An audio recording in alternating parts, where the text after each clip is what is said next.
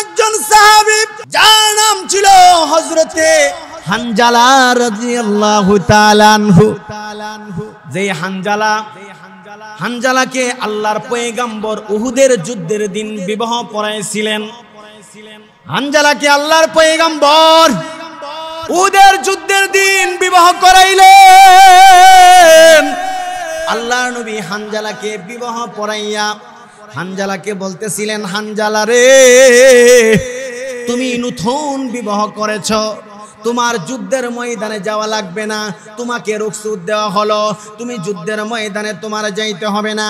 আমি নবী তোমাকে বলে দিলাম, তুমি নতুন বিবাহ করেছ, যাও যাও, তুমি তোমার স্ত্রীকে সম দাও, স্ত্রীর সঙ্গে তুমি মিলামিশা করো, তোমার যুদ্ধের ময়দানে যাইতে হবে না। আল্লাহর পয়গম্বর হযরতে হানজালা রাদিয়াল্লাহু তাআলা আনহুকে এই কথা যখন বললেন, হানজালা চলে গেলেন। আল্লাহর পয়গম্বর সাহাবায়ে কেরামদেরকে নিয়ে উহুদের যুদ্ধের ময়দানে চলে গেলেন। এরকম ভাবে যুদ্ধের ময়দানে যখন আল্লাহর পয়গম্বর সাহাবায়ে কেরামদেরকে নিয়ে যখন সাহাবায়ে কেরামরা প্রথম দিকে যুদ্ধের ময়দানে সাহাবীরা ছিল 1000 সৈন্য আর কাফেরদের সংখ্যা ছিল 3000। মকান্তরে আল্লাহর নবীর সাহাবীরা 1000 ছিল। বিসমিল্লাহির রাহমানির রহিম। ওয়ামা আরসালনাকা ইল্লা রাহমাতাল লিল আলামিন। সাদাকাল্লাহুল আযীম। ইন্নাল্লাহা ওয়া মালাইকাতাহু ইউসাল্লুনা আলান নবী ইয়া আইয়ুহাল্লাযীনা আমানু সাল্লু আলাইহি ওয়া সাল্লিমু তাসলিমা। সকলে মুহাব্বতের দুরূদ ইব্রাহিম পাঠ করি। আল্লাহুম্মা সাল্লি আলা মুহাম্মাদিন ওয়া আলা আলি মুহাম্মাদ কামা সাল্লাইতা আলা ইব্রাহিম ওয়া আলা আলি ইব্রাহিম ইন্নাকা হামিদুম মাজিদ। اللهم بارك على محمد وعلى آل محمد كما باركت على إبراهيم وعلى آل إبراهيم إنك حميد مجيد। मौत को समझा है गाफिल, मौत को समझा है गाफिल, इख्तितामे जिंदगी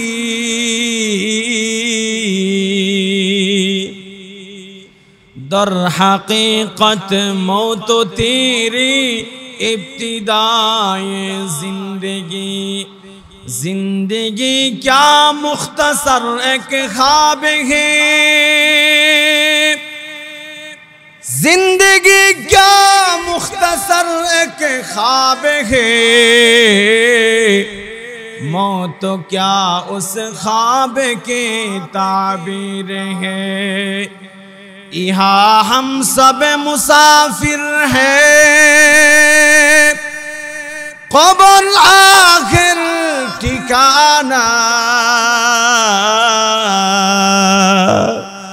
कोई आगे रवाना है, कोई पीछे रवाना। मुसाफिर हर कुजा बाशद वतन रा याद मीदाराद। चो बुलबुल दर कफस बाशद चुमन रायाद मीदाराद। ये चुमुन सर्रह भी होगा, ये चुमुन सर्राह भी होगा, ये खबर बुलबुल को दो, ताकि अपनी जिंदगी को चूज का करबा करे, ताकि अपनी जिंदगी को चूज का करबा करे। बलगल उला बिकमालिही कशफत दुजा बिजमालिही हसनत जमीउ खिसालिही सल्लु अलैहि व आलिहि अल्लाहुम्मा सल्लि व सल्लिम व बारिक अलैहि। সকলে বলি আলহামদুলিল্লাহ। মহান আল্লাহ পাক রব্বুল আলামিনের দরবারে অত্যন্ত লাখো কোটি শুকরিয়া, যে মহান রব্বুল ইজ্জত রব্বুল আলামিন পবিত্র মুহররম মাসের প্রথম শুক্রবার দিন, প্রথম জুমার দিন আল্লাহ পাক রব্বুল আলামিনের ডাকে সাড়া দিয়ে আল্লাহ পাকের হুকুমটুকু আদায় করার উদ্দেশ্য নিয়ে আল্লাহর ঘরের মসজিদের মধ্যে আল্লাহ তাআলা আমাদের সকলকে আসার এবং বসার মতো তৌফিক ফরমাইছেন। সেজন্য আমরা সকলে বলি আলহামদুলিল্লাহ। ভাইয়েরা আমার, বাবারা আমার, অনেক ভাইয়েরা অসুস্থ হয়ে পড়ে আছে, হাসপাতালের সিটে পড়ে কান্নাকাটি করতেছে সুস্থ হওয়ার জন্য। আল্লাহ পাক আমাদের প্রতি কত দয়া, কত মায়া, কত মহাব্বত, কত ভালোবেসে সুস্থতার শরীর নিয়ে আল্লাহর ঘরের মসজিদের মধ্যে যে আমরা আসতে পেরেছি, সেই জন্য আবারও বলি আলহামদুলিল্লাহ। ভাইয়েরা আমার, বাবারা আমার, আমি যে পবিত্র কুরআনুল কারীম থেকে এখান আয়াতে কারিমা তিলাওয়াত করেছি, এই আয়াতের মধ্যে আল্লাহ পাক রব্বুল আলামিন বলতেছেন, ওয়ামা আরসালনাকা ইল্লা রাহমাতাল লিল আলামিন।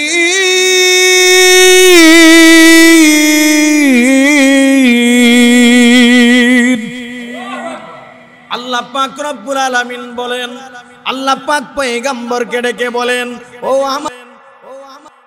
আমি আল্লাহ পাক রব্বুল আলামিন আমি আপনাকে এই পৃথিবীর জন্য রহমত স্বরূপ প্রেরণ করেছি।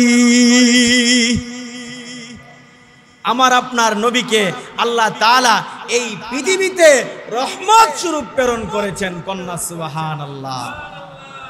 আমার আপনার নবী কুল কায়নাতের নবী, আমার আপনার নবী হিন্দুদেরও নবী, আমার আপনার নবী বৌদ্ধদেরও নবী, আমার আপনার নবী খ্রিস্টানদেরও নবী, আমার আপনার নবী তামাম কুল কায়নাতের নবী। যারা নবীকে না মানে তাদের জন্য নবী, যারা নবীকে মানে তাদের জন্য নবী, অর্থাৎ কুল কায়নাতের জন্য আমার আল্লাহ আমার আপনার নবীকে রহমত স্বরূপ প্রেরণ করেছেন। কন্যা সুবহানাল্লাহ। নবীর সাহাবীরা নবীকে কত মহাব্বত করত।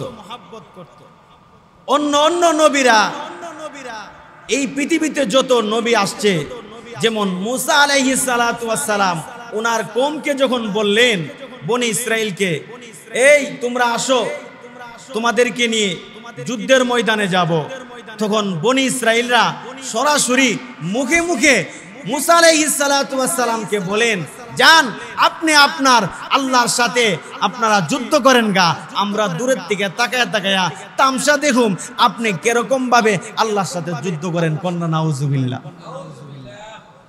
দেখছেন নি কেমন ছিল বিয়াদব বনি ইসরাইল। মুসা আলাইহিস সালাতু ওয়াস সালামের সাথে সাথে সাথে মুখে মুখে কথা বলতো।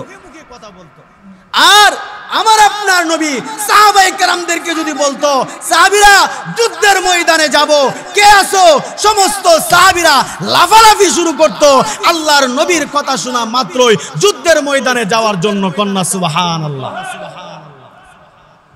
ভাইয়েরা আমার, আল্লাহর নবীর একজন সাহাবী যার নাম ছিল হযরতে হানজালা রাদিয়াল্লাহু তাআলা আনহু। যে হানজালাকে আল্লাহর পয়গম্বর উহুদের যুদ্ধের দিন বিবাহ পড়াইছিলেন।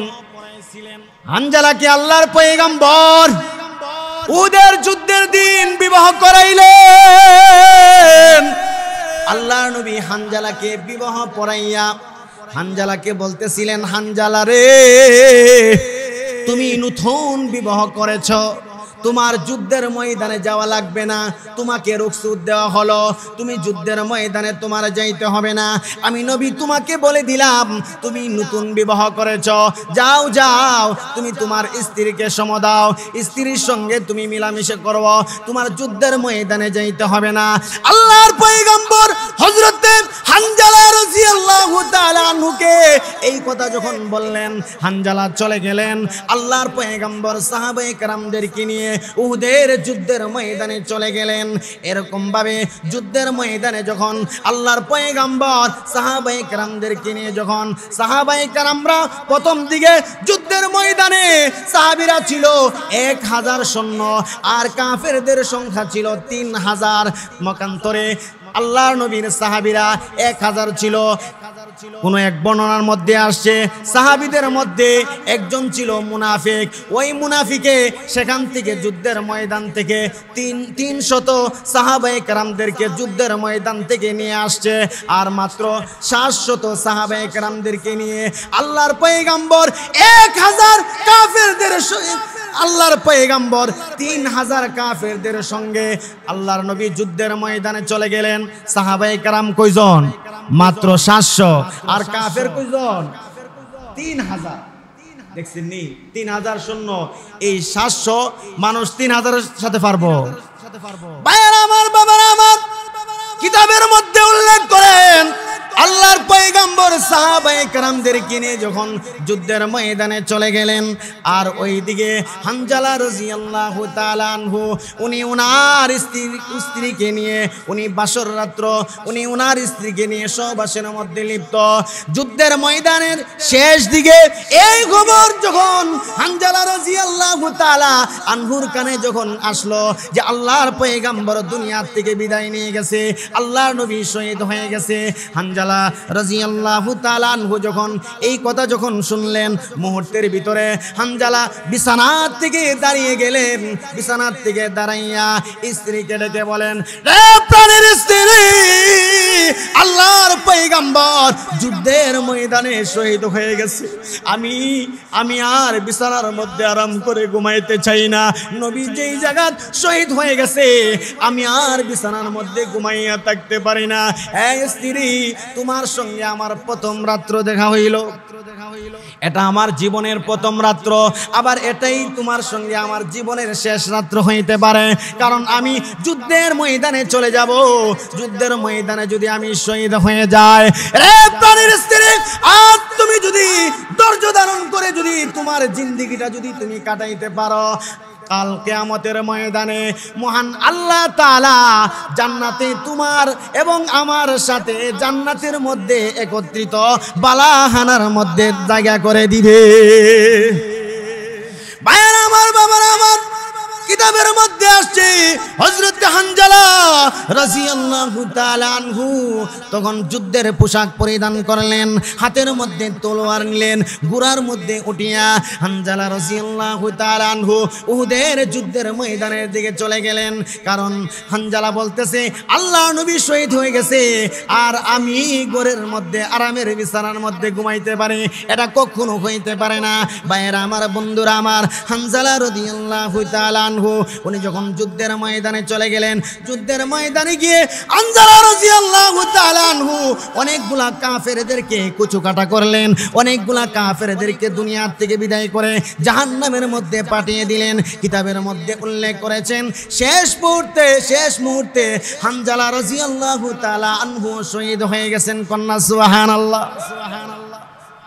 যুদ্ধ শেষ হয়ে গেছে, আল্লাহর পয়গম্বর সাহাবায়ে কেরামদেরকে ডেকে ডেকে বলেন, সাহাবীরা রে, দেখো যুদ্ধ শেষ হয়ে গেছে, এবার দেখো যুদ্ধের ময়দানে কার কার লাশ পড়ে আছে, তাদের লাশগুলা একত্রিত করো, তাদের গোসল করাইতে হবে না, তাদের জানাজা পড়াইতে হবে না, কাফন দাফনের ব্যবস্থা করতে হবে না, যেরকম ভাবে তাদের লাশ ওরকম ভাবে রক্ত মাখা শরীর নিয়ে তাদেরকে কবরের মধ্যে পতিত করে দাও। কন্যা সুবহানাল্লাহ। কি জন্য যুদ্ধের ময়দানে গোসল করাই না জানেননি? কারণ যুদ্ধের ময়দানে শহীদ হয়ে গেলে তার শরীর তাকে পুত পবিত্র, শরীর তাকে পবিত্র, রক্তগুলো তাকে পবিত্র। কারণ হাসরের ময়দানে যেন এরকম ভাবে জিহাদ করে যে মরছে, জিহাদ করে যে শহীদ হয়েছে, হাসরের ময়দানে যেন এরকম ভাবে আল্লাহর সামনে দাঁড়াইতে পারে। কন্যা সুবহানাল্লাহ। আল্লাহর পয়গম্বর যখন বললেন, রে সাহাবীরা, যারা শহীদ হয়েছে তাদের গোসল করানোর দরকার নাই। কিছুক্ষণ পরে তাকে দেখে গো হানজালা রাদিয়াল্লাহু তাআলা আনহুর স্ত্রী দৌড়াইয়া আসতেছে। যখন আসলেন সাহাবায়ে কিরামদের মাজমার মধ্যে যখন আসলেন, আসার পরে সাহাবীরা বলতেছে হানজালা তো শহীদ হয়ে গেছে। তখন তার স্ত্রী বলতেছে আলহামদুলিল্লাহ। সুবহানাল্লাহ। ভাইরা আমার, বাবারা আমার, হানজালা রাদিয়াল্লাহু তাআলা আনহু বলেন, আমার স্বামী শহীদ হয়ে গেছে, তাতে আমার কোনো পরোয়া নাই।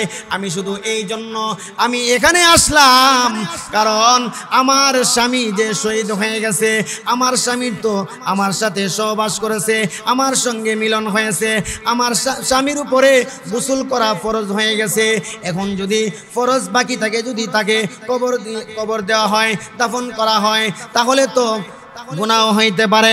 কারণ আল্লাহর নবী বলেছে, যারা জিহাদের ময়দানে শহীদ হইবে তাদের কোনো গোসলের কোনো দরকার নাই, কাফনের কোনো দরকার নাই, তাদেরকে জানাজারও দরকার নাই, তাদেরকে কবরের মধ্যে দাফন করে দেওয়া হবে। কারণ আমার স্বামী আমার সাথে সহবাস করার কারণে তার উপর গোসল ফরজ হয়েছে। আল্লাহর পয়গম্বর সাহাবায়ে কেরামদেরকে ডেকে বলেন, সাহাবীরা রে, দেখো হানজালার লাশটা কোথায় আছে। কিতাবের মধ্যে উল্লেখ করেন, সাহাবায়ে কেরামরা হানজালার লাশ তালাশ করে পাইতেছে না, কোথায় হানজালার লাশ পাইতেছে। সাহাবীরা বিচারতেছে হানজালার লাশ কোথায়, হানজালার লাশ তো দেখা যায় না। আল্লাহর পয়গম্বর বলেন, সাহাবীরা রে, হানজালার লাশ তোমরা তালাশ করে পাইবা না। হানজালার লাশ মহান আল্লাহ তাআলা রহমতের ফেরেশতাদের মাধ্যমে জান্নাতের মধ্যে নিয়ে গেছে। কন্যা সুবহানাল্লাহ। রে সাহাবীরা শোনো, হানজালার লাশকে মহান আল্লাহ তাআলা ফেরেশতাদের মাধ্যমে জান্নাতের পানি দ্বারা গোসল করাইতেছে। ভাইরা আমার, বাবারা আমার, কিতাবের মধ্যে আসছে যে হানজালা রাদিয়াল্লাহু তাআলা আনহুর কিছুক্ষণ পরে তার লাশ জমিনের মধ্যে আসছে। সাহাবায়ে কেরামরা যখন গিয়ে দেখলেন হানজালার শরীর থেকে টপ টপ করে তাজা পানিগুলি পড়তেছে আর মেশকে আম্বরের ঘ্রাণ ছুটতেছে। কন্যা সুবহানাল্লাহ। বাবারে, সাহাবায়ে কেরাম রাসূলের জন্য কত পাগল ছিল, কত মহব্বত করত, আল্লাহর পয়গম্বরকে কত ভালোবাসতো রে বাবা। কিতাবের মধ্যে উল্লেখ করেছেন, একজন বৃদ্ধা মহিলা যুদ্ধের ময়দানের দিকে চলছে। উহুদের যুদ্ধ যখন শেষ হয়ে গেছে, বৃদ্ধা মহিলা যখন যুদ্ধের ময়দানের দিকে চলতেছে, মহিলাও শুনছে যে আল্লাহর পয়গম্বর দুনিয়ার থেকে বিদায় হয়ে গেছে। মহিলা যুদ্ধের ময়দানের দিকে যখন ছুটলেন, কিতাবের মধ্যে উল্লেখ করেন কিছু কাফেলার সঙ্গে মহিলার সাক্ষাৎ হইল। সাক্ষাৎ হওয়ার পরে কাফেলার লোকগুলি বলতেছে, এ বৃদ্ধা মহিলা কোথায় যাও? এমনি মহিলা ডেকে বলেন, আমি যাইতেছি, যুদ্ধের ময়দানের দিকে যাইতেছি, আল্লাহর পয়গম্বর নাকি দুনিয়ার থেকে বিদায় হয়ে গেছে। কাফেলার লোকেরা ডেকে ডেকে বলেন, বৃদ্ধা মহিলা রে, তোমার বাবা যুদ্ধের ময়দানে শহীদ হয়ে গেছে। মহিলা বলেন, ইন্না লিল্লাহি ওয়া ইন্না ইলাইহি রাজিউন। একটু সামনের দিকে যখন অগ্রসর হইল, একটু সামনে যাওয়ার পরে আবার কিছু কাফেলার সঙ্গে মহিলার সাক্ষাৎ। কাফেলার লোকেরা বলতেছে, এ বৃদ্ধা মহিলা কোথায় যাও? মহিলা বলে, আল্লাহর পয়গম্বর নাকি যুদ্ধের ময়দানে শহীদ হয়ে গেছে, আমি কি নবীকে তালাশ করার জন্য যাইতেছি। এমনি লোকেরা বলতেছে, না না, তোমার স্বামী শহীদ হয়ে গেছে। মহিলা বলে, ইন্না লিল্লাহি ওয়া ইন্না ইলাইহি রাজিউন। এই বলে মহিলার সামনের দিকে যখন অগ্রসর হইল, কিছু দূরে যাওয়ার পরে আবার কিছু কাফেলার সঙ্গে সাক্ষাৎ হইল। সাক্ষাৎ হওয়ার পরে কাফেলার লোকেরা ডেকে ডেকে বলেন, মহিলা রে কোথায় যায়? যাও রে বৃদ্ধা মহিলা। এমনি মহিলা ডেকে বলেন, আল্লাহর পয়গম্বর দুনিয়া থেকে বিদায় হয়ে গেছে, শহীদ হয়ে গেছে, এই জন্য আমি যাইতেছি। এমনি কাফেলার লোকেরা ডেকে ডেকে বলেন, রে বৃদ্ধা মহিলা, তোমার 2 সন্তান শহীদ হয়ে গেছে। কন্যা সুবহানাল্লাহ। মহিলা বলেন, ইন্না লিল্লাহি ওয়া ইন্না ইলাইহি রাজিউন। এই বলে মহিলার সামনে দিকে অগ্রসর হয়ে গেল। বাবারে, কিতাবের মধ্যে উল্লেখ করেন, মহিলা যখন যুদ্ধের ময়দানে গেলেন, গিয়ে দেখে আল্লাহর পয়গম্বরের 2টা দান শহীদ হয়ে গেছে। আল্লাহর নবীর চেহারা দিয়ে রক্তগুলা টপ টপ করে পড়তেছে। মহিলা নবীকে দেখার পরে মহিলা ডেকে ডেকে বলেন, ইয়া রাসূলুল্লাহ, ইয়া হাবিবাল্লাহ, আমার বাবা শহীদ হয়ে গেছে, আমার কোনো পরোয়া নাই। আমার স্বামী শহীদ হয়ে গেছে, আমার কোনো পরোয়া নাই। নবী গো, আমার 2 সন্তান শহীদ হয়ে গেছে, আমার কোনো পরোয়া নাই। নবী গো, আপনাকে পেয়েছি, কুল্লু মুসিবাতিন বাদা জালালি। নবী গো, আমার সব মুসিবত দূর হয়ে গেছে। সুবহানাল্লাহ কইতেন না? কেমন মহব্বত ছিল নবীর জন্য, ঠিক কিনা কন? দেখেন হানজালা, হ্যাঁ, কিরকম নবীর জন্য পাগল ছিল। এত সুন্দর স্ত্রীকে পালাইয়া দৌড়াইয়া যুদ্ধের ময়দানে চলে গেছে। নবী বলছিল যে হানজালা, তোমার যাইতে হবে না, তারপরেও কি করছে?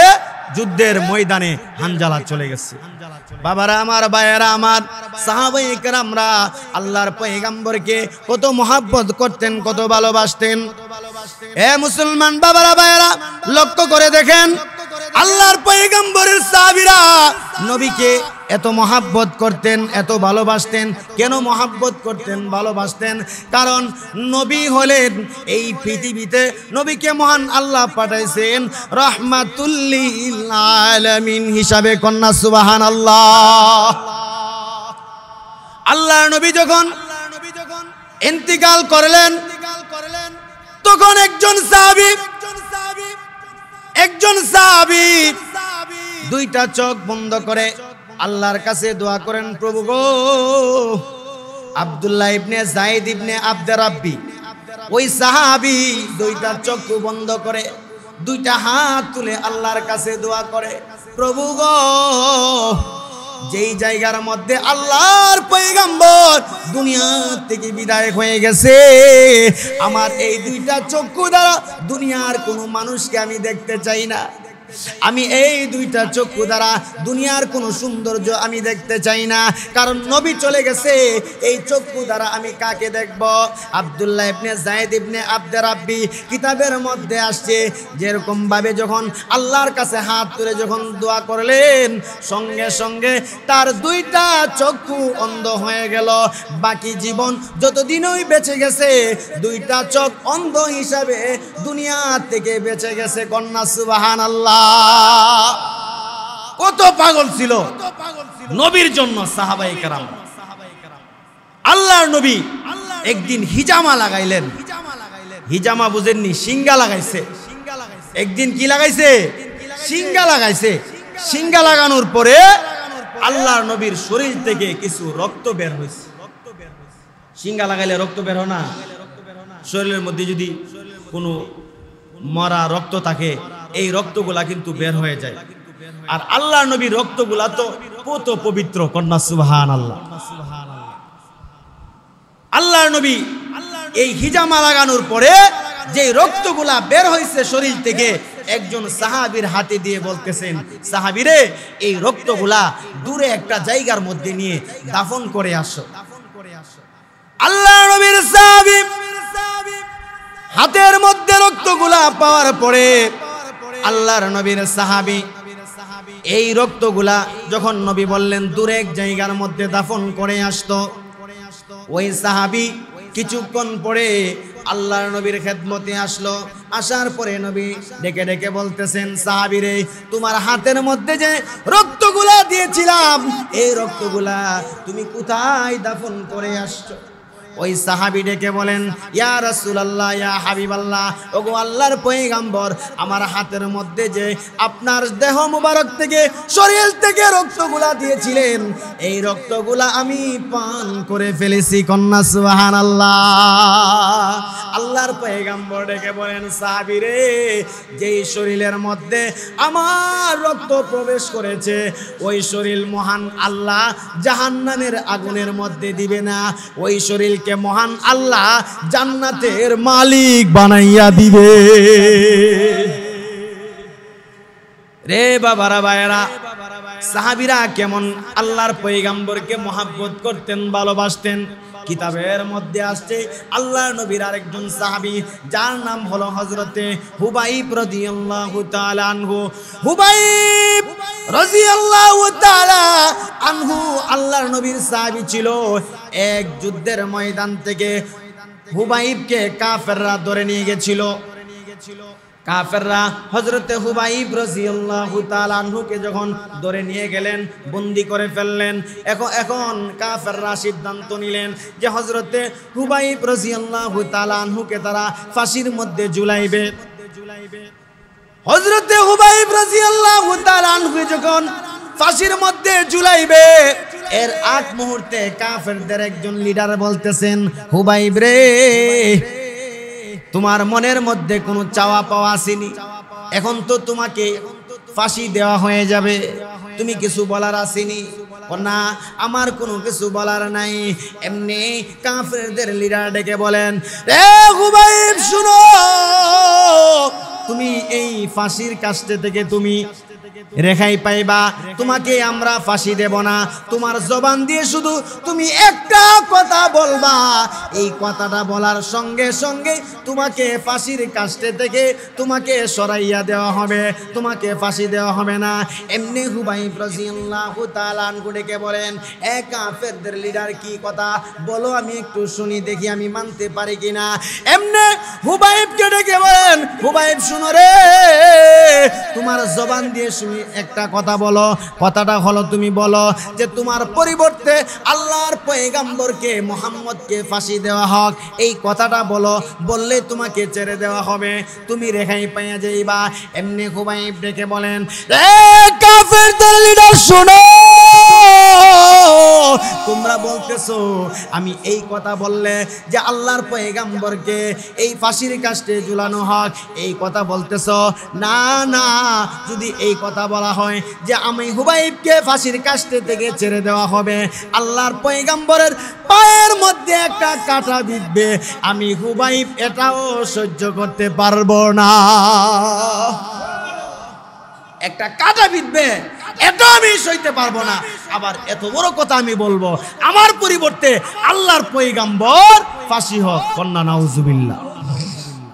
ভাইয়ারা আমার, বাবারা আমার, দেখছেন সাহাবায়ে কেরামরা আল্লাহর পয়গম্বরকে কত মহব্বত করতেন, কত ভালোবাসতেন। কিতাবের মধ্যে আসছে আল্লাহর পয়গম্বর বিশ্বনবী রাহমাতুল লিল আলামিন একদিন কাবা শরীফের সামনে দাঁড়িয়ে কোরআন তিলাওয়াত করতেছেন। কোরআন তিলাওয়াত করতেছেন, কিছু কাফেরদের যুবকেরা আল্লাহর পয়গম্বরকে এরকম ভাবে পাথর নিক্ষেপ করতেছে, এরকম ভাবে শরীরের মধ্যে আঘাত করতেছে। কিতাবের মধ্যে উল্লেখ করেছে, কাফের মুশরিকের যুবকেরা যখন আল্লাহর পয়গম্বরের শরীরের মধ্যে যখন পাথরগুলা নিক্ষেপ করতেছে, নবীর শরীর থেকে জর্জর করে রক্তগুলা টপ টপ করে জমিনে পড়তেছে, চেহারাগুলা রক্তে রঞ্জিত হয়ে গেছে, আল্লাহর নবীর চেহারাটা ভিজে গেছে, জামা মুবারক ভিজে গেছে। এরকম ভাবে নবীকে যখন কাফের মুশরিকের যুবকেরা আঘাত করতেছে, কিছুক্ষণ পরে তাকিয়ে দেখে হযরত আবু বকর ওই দিক দিয়ে আসতেছে। আবু বকর যখন দেখলেন আল্লাহর পয়গম্বরকে কাফের মুশরিকের যুবকেরা আল্লাহর পয়গম্বরকে পাথর নিক্ষেপ করতেছে, আঘাত করতেছে, এমনি আবু বকর রাদিয়াল্লাহু তাআলা আনহু ডেকে বলেন, এ কাফের মুশরিকের যুবকেরা, এ কাফের কাফের মুশরিকের যুবকেরা রে, তোমরা কেমন করে আল্লাহর পয়গম্বরের শরীরে তোমরা পাথর নিক্ষেপ করতেছ? তোমরা তো নবীকে চিনো না, তোমরা তো জানো না, কেন তোমরা দয়াল নবীকে তোমরা এরকম ভাবে আঘাত করতেছ? যেই নবীকে মহান আল্লাহ সৃষ্টি না করলে আসমান জমিন পাহাড় পর্বত নদী নালা গাছ বিড়ি কোনো কিছু সৃষ্টি করতো না। রে কাফের যুবকেরা, তোমরা কেমন করে আল্লাহর পয়গম্বরের শরীরের মধ্যে তোমরা আঘাত করতেছ? তোমাদের কি দয়া লাগে না? তোমাদের কি মায়া লাগে না?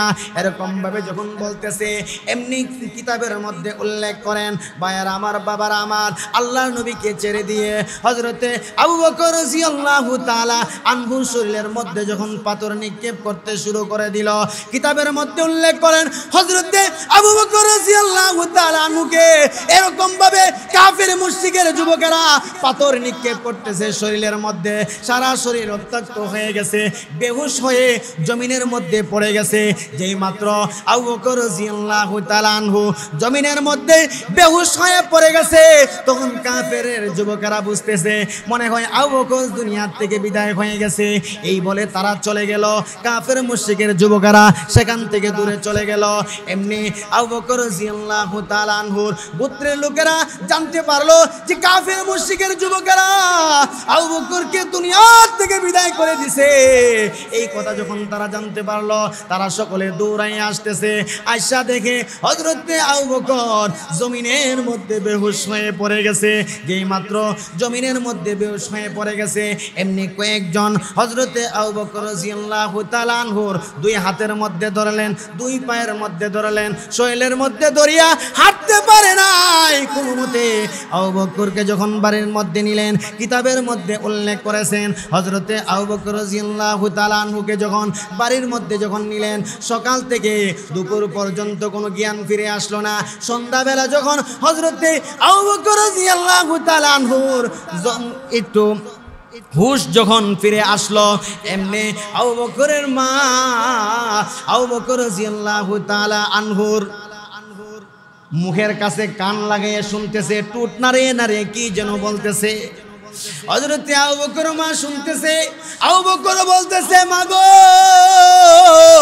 ও মা, আমি দুনিয়া থেকে বিদায় হয়ে যায় আমার কোনো আপত্তি নাই, আমার হাবিব রাহমাতুল লিল আলামিন বিশ্ব নবীর কি অবস্থা আমি জানতে চাই। কন্যা সুবহানাল্লাহ। বাবারা আমার, ভাইয়ারা আমার, এমনি আবু বকরের মা একজনকে পাঠাইলো গিয়ে দেখার জন্য আল্লাহর নবীর অবস্থা কিরকম। ওইজন সাহাবী গিয়ে দেখলো আল্লাহর নবীর শরীরের অবস্থা মোটামুটি ভালো আছে, কারণ কাফের মুশরিকরা তারা রক্তাক্ত করে ফেলেছে, কিরকমই আর থাকবো, কোনো রকমে ভালো আছে। আবু বকরের কানের কাছে যখন মুখ লাগাইয়ে বলতেছে, রে আবু বকর, আল্লাহর নবীর শরীরের অবস্থা মোটামুটি ভালো আছে। এমনি আবু বকর বলতেছে, মাগো, যতক্ষণ পর্যন্ত আমি আল্লাহর পয়গম্বরকে আমার চক্ষু দ্বারা না দেখতে পারবো, ততক্ষণ পর্যন্ত আমি এটা বরদাস্ত করতে পারবো না। ভাইয়ারা আমার, বাবারা আমার, আবু বকর কোনো মতে যখন তার হুঁশ ফিরে আসলো, এমনি ভাবে আবু বকরকে উঠাইলো, বসাইলো। বসানোর পরে তার এক হাতে একজন ধরলো, আরেক হাতে আরেকজন ধরলো, ধরার পরে হাঁটতে পারে নাই। খেসরাইতে আল্লাহর পয়গম্বরের খেদমতে গিয়ে হাজির হইলেন। হাজির হয়ে নবীকে সালাম দিলেন আর বলতেছেন, ইয়া রাসূলুল্লাহ, ইয়া হাবিবাল্লাহ, ওগো আল্লাহর পয়গম্বর, আপনার শরীরের অবস্থা কেমন? আল্লাহর পয়গম্বর বলেন, সাহাবীরে, আমার অবস্থা ভালো, তোমার কি অবস্থা? আবু বকর বলেন, ইয়া রাসূলুল্লাহ, ইয়া হাবিবাল্লাহ, আমার শরীরের অবস্থা ভালো আছে। কন্যা সুবহানাল্লাহ। শরীর এত খারাপ, তারপরে বলতেছে, নবী গো, আমার শরীর ভালো আছে। দেখছেন নি, সাহাবায়ে কেরামরা নবীর জন্য জান দিতে রাজি, মাল দিতে রাজি, সব কিছু নবীর জন্য দিতে তারা প্রস্তুত। কিতাবের মধ্যে আসছে, হাদিস শরীফের মধ্যে আসছে, আল্লাহর পয়গম্বর বলেন লা ইউমিনু আহাদুকুম হাত্তা আকুনা আহাব্বা ইলাইহি মিন ওয়ালিদিহি ওয়া ওয়ালাদিহি ওয়ান নাসি আজমাইন। ততক্ষণ পর্যন্ত তোমরা হাঁটি মুমিন হইতে পারবা না যতক্ষণ পর্যন্ত তোমাদের ছেলে মেয়ে মা বাবা বন্ধু বান্ধব সকলের চাইতে আল্লাহর পয়গম্বরকে বেশি মহব্বত না করবা ততক্ষণ পর্যন্ত তোমরা হাঁটি মুমিন হইতে পারবা না। ঠিক কিনা কর? আমরা নবীকে মহব্বত করব কিনা? নবীর সুন্নতকে আঁকড়ে ধরব কিনা? নবী যে আদেশ করেছেন, আল্লাহ বলেন ওয়ামা আতাকুমুর রাসূলু ফাখুযুহু ওয়ামা নাহাকুম আনহু ফান্তাহুন। আল্লাহর পয়গম্বর যে আদেশ করেছে এই আদেশ মতে জিন্দেগি কাটাইতে হবে। আল্লাহর নবী যেটা নিষেধ করেছে এই নিষেধ মতে যদি তোমরা জিন্দেগি কাটাইতে পারো তাহলে তোমরা কামিয়াবি হইতে পারবা, তাহলে তোমরা জান্নাতে যাইতে পারবা। কন্যা সুবহানাল্লাহ। আল্লাহ পাক রব্বুল আলামিন আমাদের সকলকে নবীর মহব্বত ভালোবাসা আমাদের অন্তরে যেন থাকতে পারে, নবীর সুন্নতগুলা যেন আমরা আঁকড়ে ধরতে পারি। আল্লাহ পাক সেই তৌফিক দান করুন। সকলে বলেন আমিন। ওয়া আখিরু দাওয়ানা।